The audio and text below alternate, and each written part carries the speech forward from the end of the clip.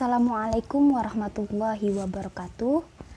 Saya Rodiana dengan NIM 10320100011 dari Prodi Ekonomi Syariah Universitas Internasional Semen Indonesia. Di sini saya akan membahas mengenai pasar faktor produksi. Sebelum membahas itu, apa sih pasar itu? Pasar secara umum berarti tempat bertemunya penjual dan pembeli dalam melakukan transaksi jual beli barang dan jasa. Nah, itu pengertian dari pasar. Terus, apa sih pasar faktor produksi itu?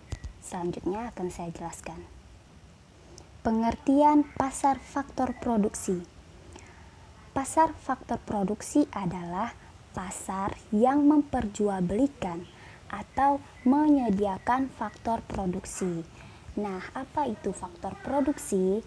Faktor produksi itu adalah semua hal yang dibutuhkan sebagai masukan atau input dalam proses produksi. Apa sih maksudnya? Maksudnya dari input itu atau bisa juga disebut dengan faktor produksi. Saya akan jelaskan contohnya seperti perusahaan dalam memproduksi baju. Nah, dalam memproduksi baju itu tentu saja dibutuhkan berbagai hal kan, seperti benang atau sumber daya alam, penjahitnya, tenaga kerja, modal, dan pengusaha. Nah, semua itu semua hal itu tadi disebut dengan faktor produksi atau input. Dan bajunya itu disebut dengan hasil produksi. Pasar faktor produksi juga sering disebut dengan pasar input. Dan ada juga pasar hasil produksi, yaitu atau pasar output. Nah, selanjutnya ada ciri-ciri pasar faktor produksi. Yang pertama itu, dia itu berwujud kegiatan, tidak berwujud fisik.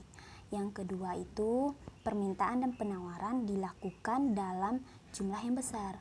Yang ketiga, jenis penawaran dan permintaan sesuai dengan produksi yang dihasilkan, tentu saja.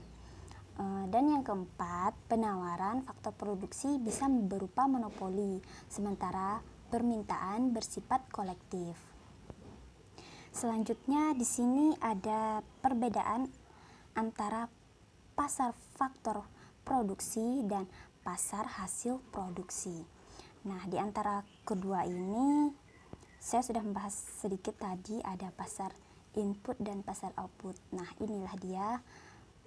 Pasar input itu adalah pasar faktor produksi dan pasar output itu pasar hasil produksi. Keduanya ada perbedaan. Yang pertama, pasar faktor produksi penawaran berasal dari konsumen atau masyarakat. Sedangkan hasil produksi penawarannya berasal dari produsen atau penjual, pengusaha.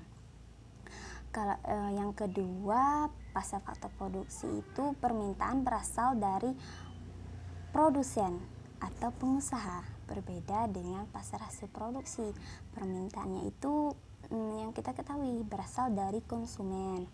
Yang ketiga, menawarkan faktor-faktor produksi, alam, tenaga kerja, modal, dan pengusaha.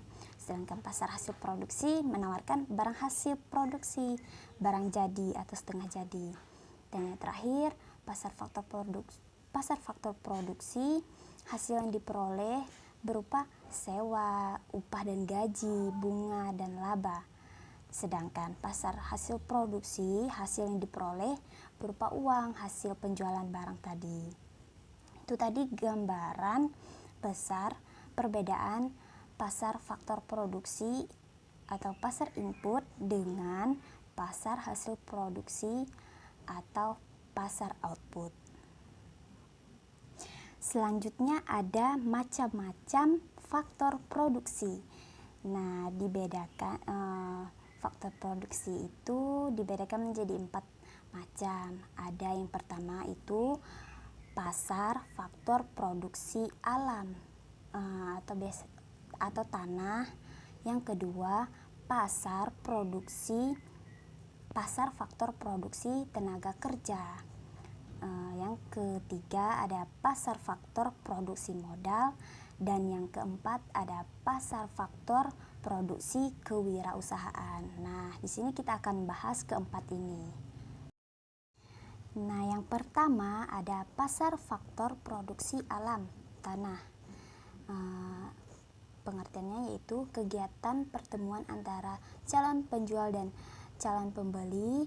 Faktor produksi alam. Faktor produksi alam adalah kekayaan alam yang digunakan dalam proses produksi. Contohnya banyak seperti tembakau, kopi, benang tadi. Nah, ada tanah. Nah, selanjutnya ada kurva pasar faktor produksi alam atau tanah. Di sini ada keterangannya. SS itu kurva penawaran tanah yang bersifat inelastis sempurna. Kurvanya itu berbentuk garis lurus ke atas. Maksudnya di sini kuantitasnya itu atau jumlah tanah itu tetap, tetapi harganya itu yang berubah, mengalami perubahan. Dan ada kurva DD, kurva permintaan tanah yang selalu bergeser ke atas karena bertambahnya permintaan terhadap tanah. Ini maksudnya ketika permintaan akan tanah bertambah, nah akibatnya harga tanah akan semakin meningkat. Nah, yang kedua ada pasar faktor produksi tenaga kerja. Pasar tenaga kerja ini merupakan aktivitas dari pelaku yang tujuannya mempertemukan para pencari kerja dengan pengguna tenaga kerja. Sifat pasar tenaga kerja ditentukan oleh para permintaan tenaga kerja. Permintaan tenaga kerja berkaitan dengan jumlah tenaga kerja yang dibutuhkan oleh perusahaan tertentu. Jadi tenaga kerja itu, permintaan tenaga kerja datang dari rumah tangga produksi. Permintaannya itu. Ada yang ketiga itu merupakan faktor-faktor yang mempengaruhi permintaan tenaga kerja. Ada yang pertama, faktornya perubahan tingkat upah. Yang kedua, perubahan permintaan pasar terhadap hasil produksi. Dan yang ketiga, karena harga barang-barang modal. Faktor-faktor yang mempengaruhi permintaan tenaga kerja yang pertama yaitu perubahan tingkat upah. Di sini ada penentuan upah dalam pasar persaingan. Ada pasar persaingan sempurna, ada pasar monopsoni, ada pasar monopoli, dan ada pasar monopoli bilateral. Ini ada penentuan upah dalam pasar monopoli dan monopoli bilateral.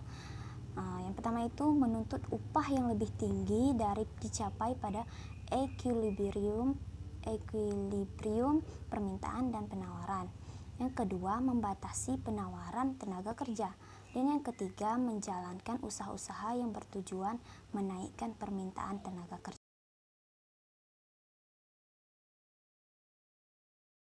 Sini ada faktor yang menimbulkan perbedaan upah. Ada yang pertama, perbedaan jenis pekerjaan.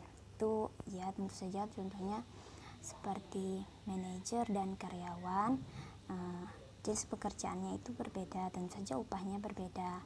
Yang kedua, perbedaan kemampuan, keahlian, dan pendidikan. Tentu saja upahnya berbeda. Yang ketiga, pertimbangan bukan keuangan dalam memilih pekerjaan. Dan yang keempat, ketidaksempurnaan dalam mobilitas tenaga kerja. Di sini ada faktor-faktor yang mempengaruhi permintaan tenaga kerja. Yang kedua yaitu perubahan permintaan pasar terhadap hasil-hasil produksi. Jadi permintaan tenaga kerja itu tergantung hasil-hasil produksi juga.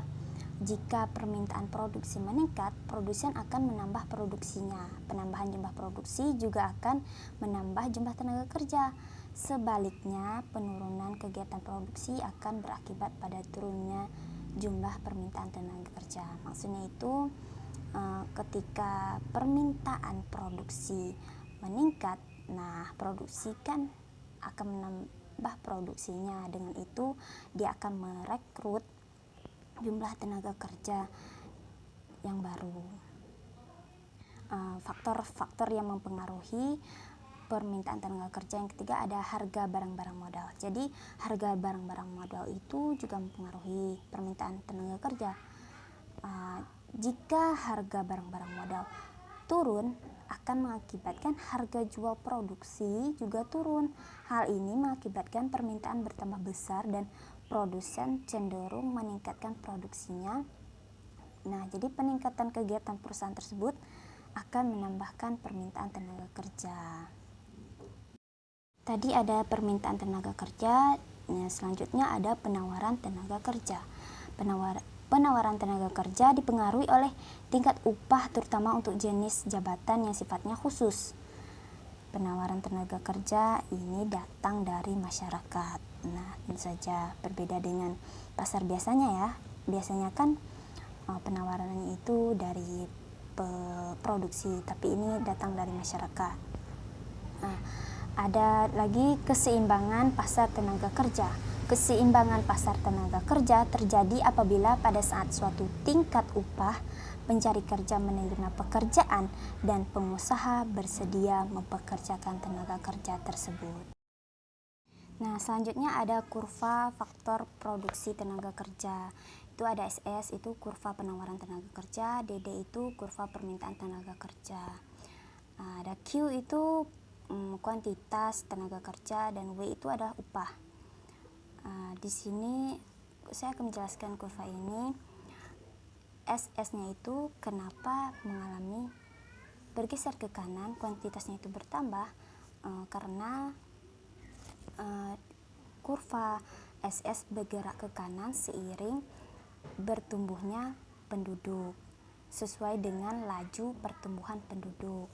Jadi contohnya itu sekarang banyak orang-orang yang ingin melamar pekerjaan. Nah, itu kan masyarakat, itu kan penawaran. Makanya kuantitasnya itu bergeser ke kanan seiring laju pertumbuhan penduduk. Penawaran tadi. Kalau tetapi kenapa W-nya itu mengalami penurunan? Di sini karena ketika seiring berkembangnya zaman, tentu saja akan ditemukan teknologi-teknologi canggih yang akan mempermudah manusia, sehingga upahnya itu menurun. Tetapi tentu saja perusahaan akan tetap membutuhkan tenaga kerja walaupun teknologi semaju apapun. Yang ketiga ada pasar faktor produksi modal. Pasar yang mempertemukan antara penjual dan pembeli atas modal yang berjangka waktu panjang atau tempat jual beli dana dan investasi jangka panjang. Nah, pasar modal adalah permintaan modal datang dari pengusaha dan penawaran datang dari pemilik modal. Plus jasa yang diterima pemilik modal adalah bunga. Nah, itu ada contoh pasar produksi modal. Selanjutnya ada kurva permintaan dan penawaran pada pasar faktor produksi modal. Nah, di situ ada gambarnya. Modal yang berupa uang diperoleh dari tabungan dan pinjaman yang nantinya akan digunakan untuk investasi.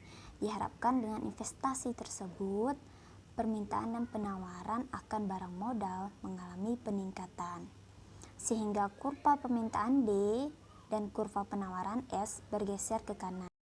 Nah, dan yang keempat atau terakhir ada pasar faktor produksi kewirausahaan. Di situ ada pengertiannya. Kewirausahaan adalah inisiatif untuk mengkoordinir faktor-faktor produksi guna mencapai efisiensi maksimal. Orangnya disebut wirausaha. Dalam menjalankan suatu usaha, selain faktor-faktor di atas, diperlukan juga orang yang mampu memimpin dan menjalankan usaha dengan baik. Ya, tentu saja dalam proses produksi sesuatu, kita memerlukan entrepreneur atau pengusaha yang akan memimpin dan menjalankan usaha dengan baik.